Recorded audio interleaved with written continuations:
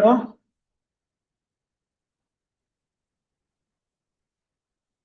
Use effect ना। Okay, इसमें timer बनाने के लिए बोला था मैंने।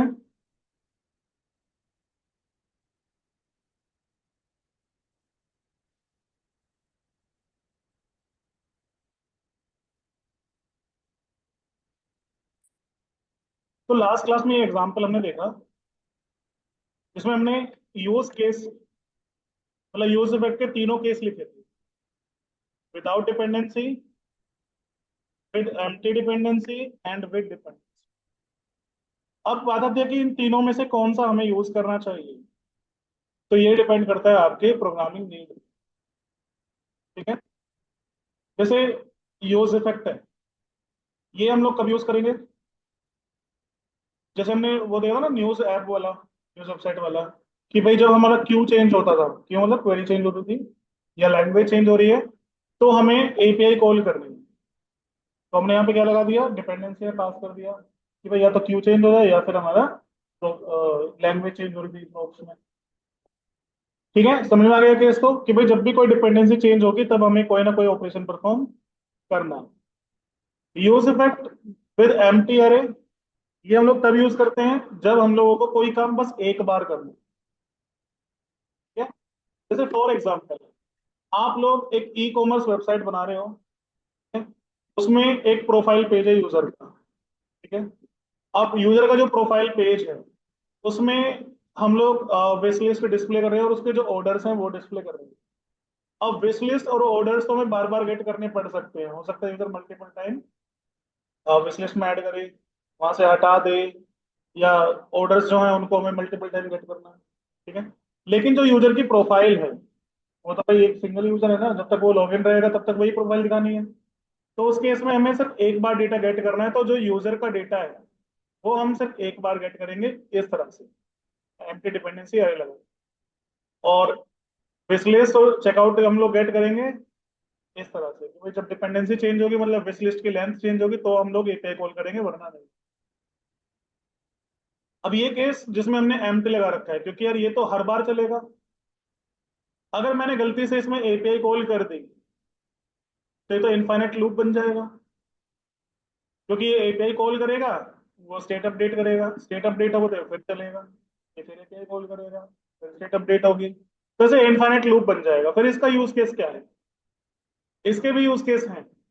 सर हमने देखा होगा कि आप जब कोई वेबसाइट पे जाते हैं, तो उस वेबसाइट में कोई फॉर्म भरते थे, कोई बैंक का फॉर्म है, कुछ भी फॉर्म आप भरते हो, तो उसमें आप देखते हो ना कि काफी टाइम तक जब आप उसमें कोई डिटेल सबमिट नहीं, मतलब नहीं भरते, तो उसका एक वो क्या हो जाता है, सेशन टाइम आउट हो जाता है, कि भाई आपका सेशन टाइम आउट है। मुझे क्या करना है, मुझे ट्रैक करना है अपनी वेबसाइट पे कि भाई यूजर अगर मान लो 1 मिनट तक या 2 मिनट तक एक्टिव नहीं रहा, तो मैं उसके सेशन को लॉग आउट कर, मतलब उसको लॉग आउट करा दूंगा, सेशन एक्सपायर करूँ। ठीक है। जैसे ही यूजर कुछ एक्शन परफॉर्म कर रहा है, उससे हमारा कंपोनेंट रेंडर हो जाएगा, तब ये नहीं करेगा।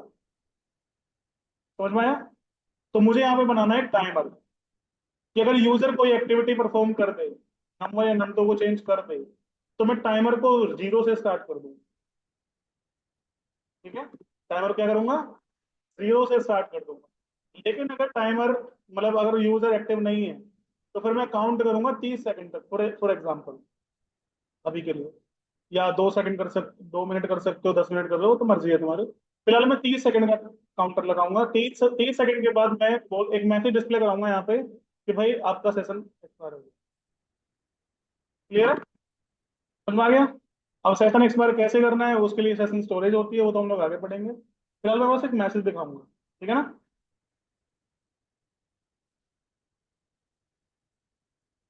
और इसी में आपको एक एग्जांपल और समझ में आएगा, वो मैं बाद में बताऊंगा। सेम चीज रख लेते हैं, और बाकी डिपेंडेंसी, ये बाकी यूज इफेक्ट हटा देता हूँ। सिंपल सा है कि भाई यूजर कोई भी एक्टिविटी परफॉर्म करेगा तो हमें क्या करना है। एक वेरिएबल है लेट काउंट, जो कि स्टेट वेरिएबल नहीं है। ठीक है, एक नॉर्मल वेरिएबल है। हमें क्या करना है, मैं यहाँ पे काउंट को प्रिंट भी कर देता हूँ।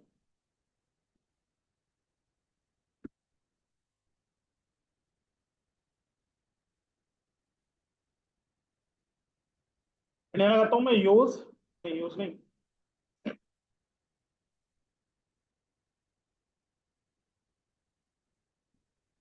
सेट इंटरवल, इसका कॉल बैक फंक्शन, और ये हर सेकंड के बाद चले। ये पहले काउंट को प्रिंट करें, देन काउंट में इंक्रीमेंट करें। अच्छा मैं यहाँ पे चेक करूंगा, अगर काउंट 30 हो गया तो मैं एक अलर्ट मैसेज दिखाऊंगा, योर सेशन टाइम आउट। देखो सेशन टाइम आउट हो गया, और इस केस में मैं काउंट को फिर से 0 कर दूंगा। एल्स मैं सिंपली काउंट को इंक्रीमेंट करता रहूंगा हर एक सेकंड के बाद।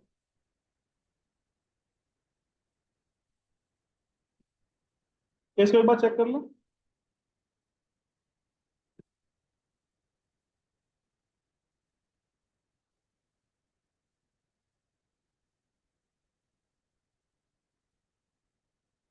काउंटर चल रहा है।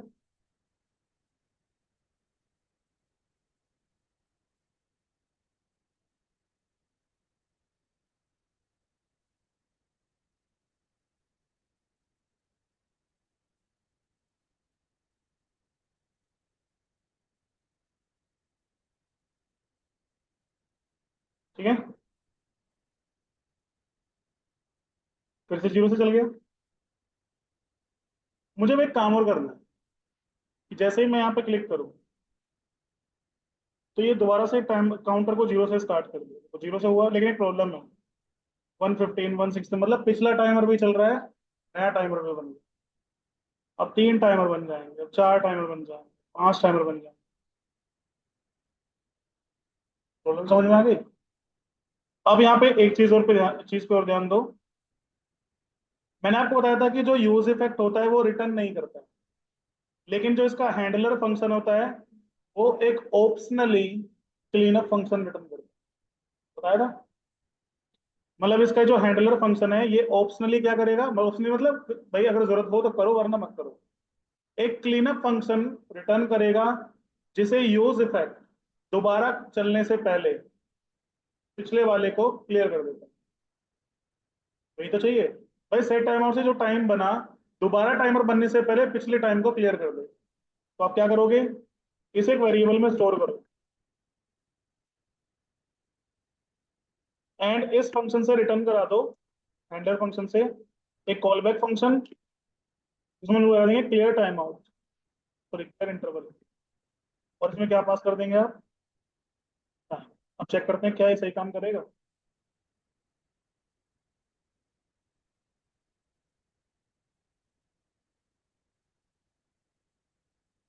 देखते हैं, हो गया रिसेट। तो यूजर जब भी एक्टिविटी परफॉर्म करेगा काउंटर 0 से स्टार्ट हो जाएगा।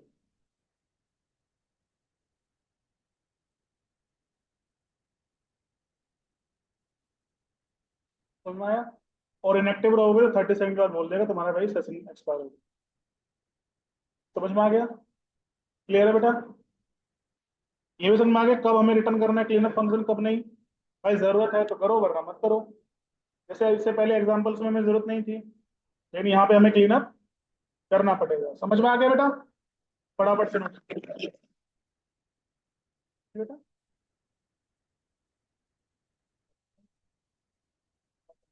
उसके लिए फिर एक काम कर सकते हो, माउस वो लगा सकते हो, ऑन माउस मूव इवेंट। जैसे ही माउस इधर उधर मूव होगा तो वो तुरंत इसको कॉल कर देगा, एक मतलब स्टेट वेरिएबल चेंज कर देगा जिससे चेंज हो जाए। ये कर लो या तो, ठीक है, करिए भाई नोट।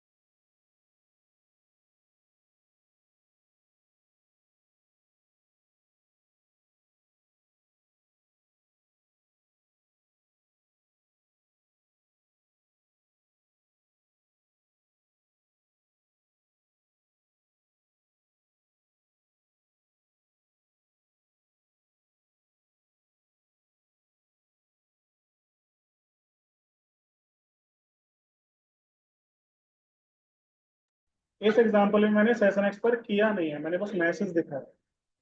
आप चाहते हो कि इस केस में हमारे जो वेरिएबल्स हैं इनमें ओरिजिनल वैल्यू मतलब डिफॉल्ट वैल्यू आ जाए, तो भाई आप एक काम करो, सेट नम1, सेट num2, क्या साइन कर दो, इनिशियल वैल्यू। अब मान लो आपने इंक्रीमेंट कर रखा है कुछ ना कुछ, जब आपका सेशन एक्सपायर होगा तो ये वापस रिसेट हो जाएगा। तो डिपेंड करता है ना आप क्या कोड लिखना चाहते हो। ठीक है भाई।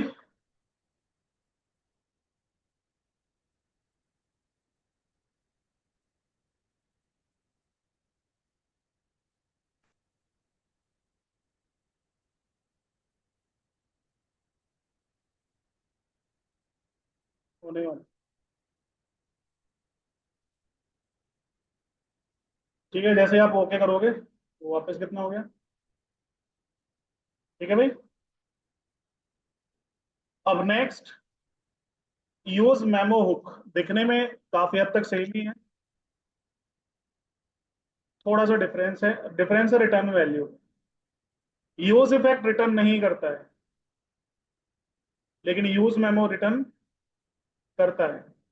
So use memo is a React hook that let you cache the result of a calculation between re-renders.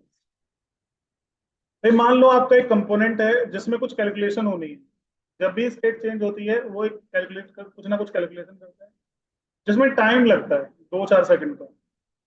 अब उससे क्या हो रहा है कि आपकी कंपोनेंट की जो परफॉर्मेंस है वो डिग्रेड हो रही है, तो स्लो हो जाएगा ना। अब ऐसा भी तो हो सकता है कि आपके कंपोनेंट में दो वेरिएबल है num1 और num2, जब num2 चेंज हो रहा है तो कैलकुलेशन पे फर्क पड़ रहा है, कैलकुलेशन भी चेंज हो रही है। लेकिन नम1 के चेंज होने पे कैलकुलेशन पे कोई फर्क नहीं पड़ता, वो कैलकुलेशन में यूज नहीं हुआ है। तो इस सिचुएशन में जब नम1 चेंज होगा तो मैं दोबारा कैलकुलेट क्यों करूंगा। तो मैं बाय डिफॉल्ट तो होगा, एक जब भी कंपोनेंट दोबारा चलेगा फंक्शन कॉल हो जाएगा और आपकी कैलकुलेशन दोबारा होगी। लेकिन मैं क्या चाहता हूँ कि भाई नम1 के चेंज होने पे कैलकुलेशन ना हो, लेकिन अब कंपोनेंट रेंडर हुआ है तो मुझे कुछ ना कुछ वैल्यू तो चाहिए भाई। तो उसके लिए यूज मेमो होके यूज करते हैं। ये क्या करता है, एक वैल्यू, ये जैसे कंपोनेंट आपका मतलब पहली बार रेंडर होगा, माउंट होगा, ये एक फंक्शन को कॉल करेगा। जैसे यूजर में हैंडलर फंक्शन, सेटअप फंक्शन है, ऐसे इसमें हैंडलर फंक्शन होता है। ठीक है, तो ये हैंडलर फंक्शन को कॉल करेगा, मतलब कॉल बैक फंक्शन को कॉल करेगा, और उसका जो भी रिजल्ट आएगा उसे स्टोर करके रख देगा। ठीक है, कैसे कर लेगा, स्टोर कर लेगा। नेक्स्ट टाइम जब भी नम1 चेंज होता है, ठीक है, नम1 चेंज हुआ तो ये जो स्टोर्ड वैल्यू है उसी को वापस रखेगा, ताकि कैलकुलेशन दोबारा ना हो। समझ में आया। और अगर num2 चेंज होता है तो एक फंक्शन को दोबारा कॉल करेगा, उसकी जो रिटर्न वैल्यू आएगी उसे फिर से स्टोर करेगा, ताकि नेक्स्ट टाइम यूज हो सके। समझ में आ गया। काम कुछ कुछ यूज इफेक्ट की तरह ही है, बस डिफरेंस किस चीज का है, रिटर्न वैल्यू। यूज इफेक्ट कुछ भी रिटर्न नहीं कर रहा था, लेकिन ये कर रहा है। क्या है कि रिटर्न कर रहा है, कैश मतलब कैश्ड वैल्यू, मतलब कि मेमोराइज्ड वैल्यू, स्टोर्ड वैल्यू। तो यूज मेमो में कैलकुलेट वैल्यू फंक्शन पास करेंगे, डिपेंडेंसी पास करेंगे, सेम वही सिचुएशन तीनों, empty dependency, without dependency, empty dependency और विद डिपेंडेंसी। सेम सिचुएशन जो मैंने पहले बताई। अगर डिपेंडेंसी चेंज होगी तो फंक्शन कॉल होगा, वरना नहीं होगा, वरना जो भी इसने पहली बार रिटर्न किया होगा उसी को यूज करता रहेगा। डिपेंडेंसी चेंज हुई, ये कॉल हुआ दोबारा, जो वैल्यू रिटर्न की उसी को फिर नेक्स्ट टाइम यूज करता रहेगा जब तक कि दोबारा चेंज नहीं। यूज केस क्या है, keeping re-render of component, preventing an effect from firing too often, memoizing a dependency of another hook, and memoizing a function. अब इसके calculate value function, the function calculating the value that you want to cache, it should be pure, should take no argument। pure मतलब कि इसमें कोई argument आपको नहीं भेजना है, and should return a value of any type। React will call your function during the initial render। first time कब call करेगा, initial render पे। on next renders React will return the same value again if the dependency have not changed since the last render। otherwise it will call calculate value, return its result and store it so it can be reused later। सुना है जो मैंने बताया कि भाई पहली बार ये function को कॉल करेगा, उसकी जो वैल्यू रिटर्न होकर आएगी उसे स्टोर कर लेगा, ताकि तब तक यूज की जा सके जब तक डिपेंडेंसी चेंज हो गई है, फिर से फंक्शन कॉल करेगा, उसकी जो रिटर्न वैल्यू आएगी उसे फिर स्टोर कर लेगा, ताकि जब तक डिपेंडेंसी चेंज ना हो रीयूज हो सके। समझ में आ गया? सेम डिपेंडेंसी सेम वही है जो लास्ट टाइम लिखी आपने। रिटर्न वैल्यू क्या है? On initial render use memo return the result of calling calculate value with no arguments. During next render, it will either return an already stored value from the last render if dependencies have not changed, or call calculate function again and return the result that calculate value return as written. Simple है, वही चीज बार बार दोहरा रहे हैं। तो ये दो line लिखो, यूज केस लिखो, ये लिखो, फिर इसका एग्जांपल देखते हैं, फटाफट करने का।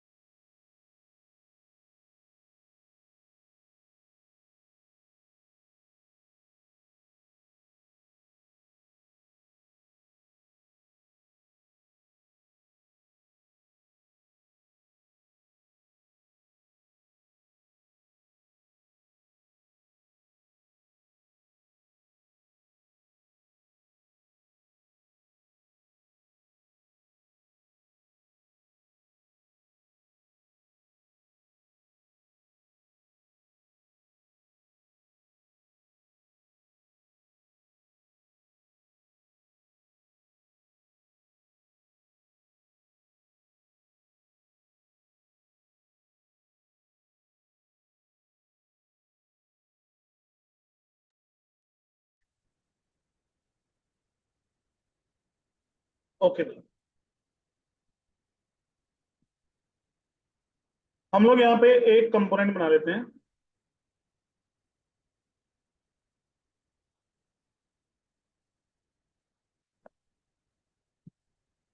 यूज मेमो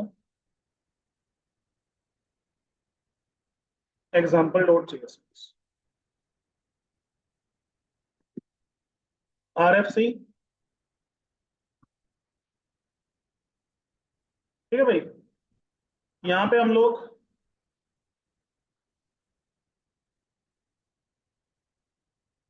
एक मैसेज लिख देते हैं,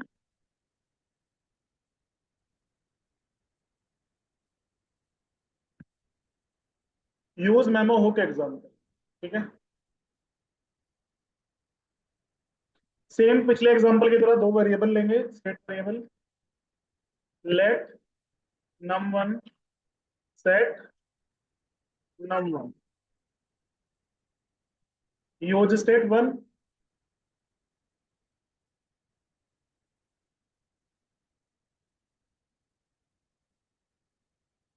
ठीक है भाई, यहाँ पे set num2 set num2,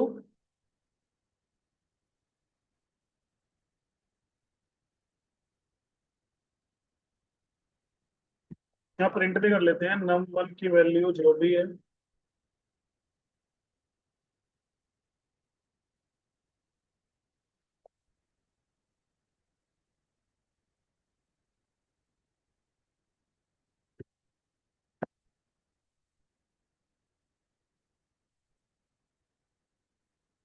on click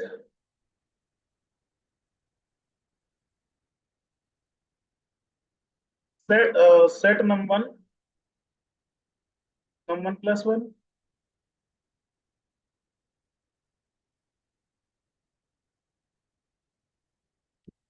set num2 increment num2। ठीक है बेटा, एंड लेट्स सपोज हमें बनाना है कैलकुलेट फंक्शन, जो इसी कंपोनेंट में डिफाइन कर लो, या तो भाई यूज मेमो के अंदर ही रख लो, या बाहर रख लो, कहीं भी रख सकते हो, या अलग अ, अलग फंक्शन में, मतलब एक अलग कंपोनेंट बना के भी कर सकते हो। मैं यहीं पर कर देता हूँ, कैलकुलेट वैल्यू, इसमें मैं नम पास करूंगा। ठीक है, अभी मैंने लिखवाया था वैसे कि इसमें आर्गुमेंट पास नहीं करना है, तो एक्चुअली मैं इस फंक्शन को डायरेक्टली यूज मेमो से कॉल नहीं करूंगा, मैं यूज मेमो में एक फंक्शन लगाऊंगा, उस फंक्शन के अंदर इसे कॉल करूंगा, क्योंकि वैल्यू तो भेजनी पड़ेगी हमें। ठीक है, where sum equal to 0, let I equals to 1। मान लो मैं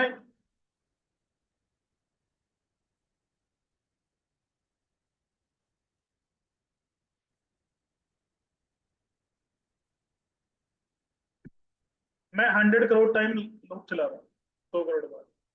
ठीक है ना, और जो भी वैल्यू आएगी उसको कैलकुलेट करता जाऊँ, एंड जो भी वैल्यू होगी इसको रिटर्न कर देता हूँ। इस तरह से मान लो एक कैलकुलेशन में टाइम लग रहा है, ठीक है ना, ऐसी बहुत सारी कैलकुलेशन हो सकते हैं, इसमें टाइम लगेगा। क्लियर है। अब मुझे यहाँ पे एक वेरिएबल चाहिए, let sum equals to calculate value, उसमें num2 में पास कर देता हूँ। ठीक है भाई, और मैं यहाँ पे H3 में सम की वैल्यू भी डिस्प्ले करा देता हूँ। ठीक है भाई, अब जो सम है स्टेट वेरिएबल नहीं है, नॉर्मल सा कोई वेरिएबल। अब हम लोग यहाँ पे यूज करते हैं इसे, पहले तो इसे कॉल ही करना पड़ेगा।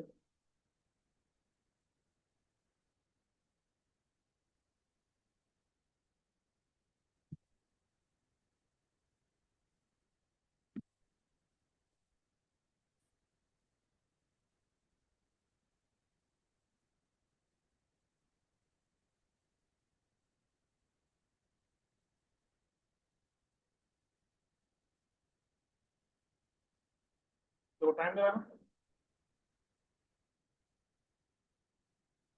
लेकिन एक चीज देख रहे हो, यहाँ पे तो कोई फर्क पड़ ही नहीं रहा, क्योंकि भाई नम1 थोड़ी यूज किया है।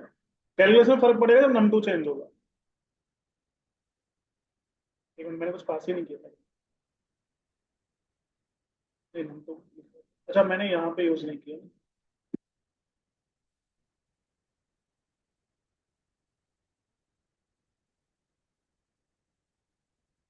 काफी स्लो चल रहा है। मैं यहाँ पे चेंज कर देता हूँ। देखो सर, फर्क पड़ रहा है ना सम कैलकुलेटेड वैल्यू में। जो कैलकुलेटेड वैल्यू है वो उसमें फर्क पड़ रहा है। लेकिन सिर्फ नम टू के केस में, नम वन के केस में थोड़ी फर्क पड़ रहा है।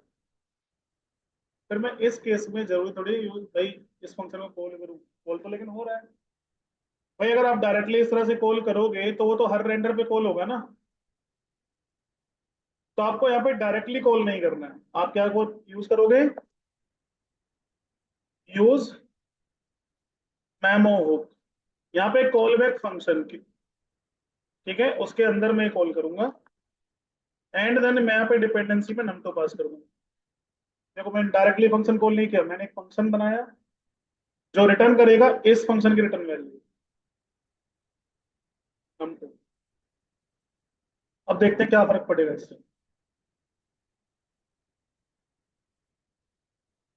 पड़ेगा फर्क। नम वन के केस में तो भाई हमें जरूरत ही नहीं है इस चीज की। अब ये जो बार बार वैल्यू डिस्प्ले होगी ना, ये कैशेड वैल्यू होगी। इस केस में भाई कैलकुलेट हो जाएगी भाई। इसमें टाइम लगेगा भाई, नो डाउट। कुछ ज्यादा नहीं लग रहा भाई। इसको 100 करोड़ की बजाय 10 करोड़ तक ही चला लो। टाइम दे रहा है। अभी जल्दी हो रहा है। 50 करोड़।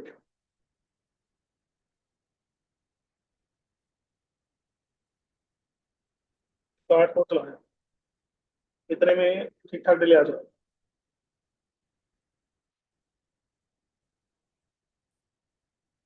ठीक है ना। लगभग 1 सेकंड का टाइम ले रहा है ये। और भाई 1 सेकंड में 60 करोड़ टाइम लूप चल रहा है। वो भी बहुत बड़ी बात है। एंड इसमें जरूरत ही नहीं है कॉल करने। क्लियर है भाई? समझ में आ गया यूज मेमो का एग्जांपल? फटाफट से नोट कर।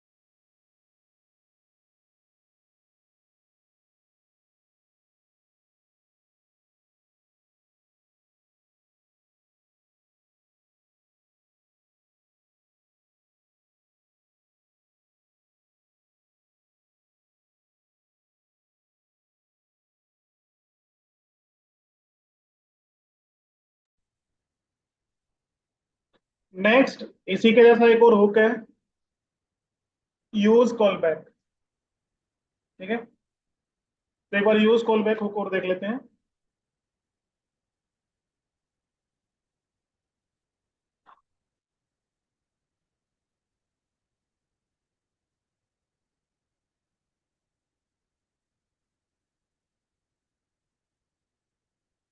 Use call back is a react hook that let you catch a function definition between three. ठीक है, मतलब ये जो हुक है ये एक फंक्शन को कैसे कर लेगा, या आप कह सकते हैं कंपोनेंट को ही कैसे कर लेगा। जैसे हमने देखा था चाइल्ड कंपोनेंट में, सॉरी क्लास कंपोनेंट्स में, जब पेरेंट कंपोनेंट चेंज हो रहा है, रेंडर हो रहा है, तो चाइल्ड कंपोनेंट भी साथ में रेंडर हो रहा है। देखा था ना ये? तो उसकी री रेंडरिंग को रोकने के लिए हमने उसमें यूज शुड कंपोनेंट अपडेट लगाया। वही चीज अगर आपको यहाँ पे यूज करें तो आपको यूज कॉल बैक चाहिए। ठीक है, आप इसकी हेल्प से कंपोनेंट की रेंडरिंग को रोक सकते हो, री रेंडरिंग को, कि भाई अननेसेसरी रेंडर ना हो। काम इसका भी वही है, एक फंक्शन एंड डिपेंडेंसी। अब यहाँ पे ध्यान रखना है, जब जो फंक्शन आप यहाँ पे पास करोगे, ये उस फंक्शन को रिटर्न करता है, कॉल नहीं करता है। तो मैं क्या करेगा, ये रिटर्न करेगा, और वो कैशेड फंक्शन यहाँ जाएगा, आपकी मर्जी है से कहाँ कब कैसे कॉल करना। ठीक है, एंड डिपेंडेंसीज। तो आप इसे कैसे यूज कर सकते हो कंपोनेंट की रेंडरिंग को रोकने के लिए, भाई आप यहाँ कंपोनेंट लिख दो, उस कंपोनेंट को ये पास कर देगा। ठीक है, देन आप उसे कॉल कर लो। जब तक डिपेंडेंसी चेंज नहीं होगी तब तक वो कंपोनेंट दोबारा कॉल नहीं होगा, क्योंकि दोबारा रिटर्न नहीं होगा, दोबारा रिटर्न नहीं हुआ तो दोबारा कॉल भी नहीं होगा। स्किपिंग री-रेंडर ऑफ कंपोनेंट्स, सबसे मेन यूज है इसका। Updating state from a memorized callback, preventing an effect from firing too often, optimizing a custom hook. ठीक है, अब इसमें क्या क्या चीजें होंगी, function, the function value that you want to cache, it can take any argument and return any value. मतलब इसमें जो कंपोनेंट आप पास करो कितनी वैल्यू लिख सकता है, कुछ भी रिटर्न कर सकता है। React will return not call, या लिखा है स्पेशली उन्होंने कि भाई कॉल करता है, सॉरी रिटर्न करता है, कॉल नहीं करता, your function back to your during the initial render. On next render react will give you the same function again if dependencies have not changed since the last render. Otherwise, it will give you the function that you have passed during the current render and store it in case it can be reused later. React will not call your function. The function is returned to you, so you can decide when and whether to call it. Dependency same वही है। अब return value क्या है इसकी? The initial render, on initial render use callback return the function you have passed. During subsequent renders, it will either return an already stored function from the last render or return the function you have passed during the render. जल्दी से note करोगे।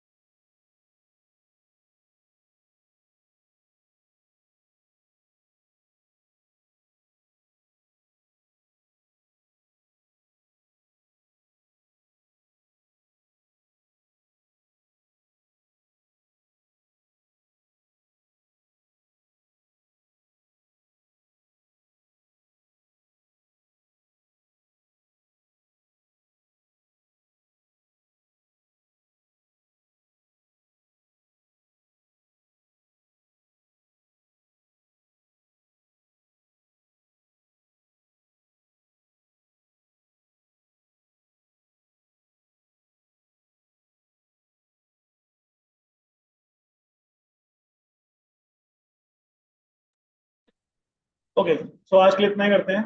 Example इसका next class में कल पहले के थक गए होगे। ठीक है, कल इसका एग्जाम्पल करेंगे, यूज रैप पढ़ेंगे और आगे कॉन्टेक्स्ट पढ़ेंगे। आज के लिए वही, एंड परसों से आपका जहां तक प्रोजेक्ट स्टार्ट हो। ठीक है, आज के लिए इतना ही।